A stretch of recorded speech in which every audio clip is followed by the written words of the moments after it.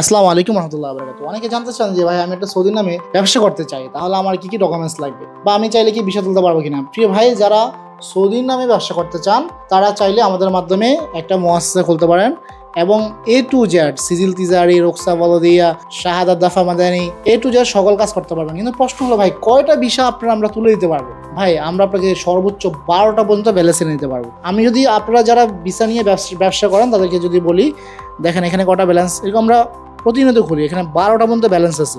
Normally আপনি investor licence করলেও আপনি পাবেন 4টা, কিন্তু আপনি যদি একটা সৌদির নামে করেন সেটা আমি আপনাকে 12টা পর্যন্ত করে দিতে পারবো। ইনভেস্টার লাইসেন্স করতে অনেক টাকা লাগে, একটা সৌদির নামে লাইসেন্স করতে সামান্য টাকা লাগে, বছর শেষ সহ 2-2,500 টাকা খরচ।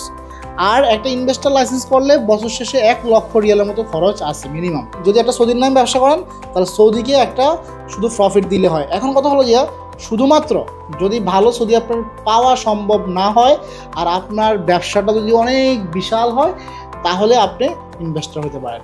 যদি ছোটোখাটো একটা দোকান হয়, অল্প ব্যবসা হয়, অল্প পুঁজির ব্যবসা হয়, তাহলে একটা সৌদির নামেই বেটার হলো এই বিজনেসটা করা। প্রিয় ভাইরা, যারা মুআসসাসা খুলতে চান যোগাযোগ করতে পারেন আমাদের সাথে, আপনাদেরকে আমরা কয়েকদিনের ভিতরেই কমপ্লিট করে দিব সম্পূর্ণ কাজ। ভালো থাকবেন, সুস্থ থাকবেন, আল্লাহ হাফেজ।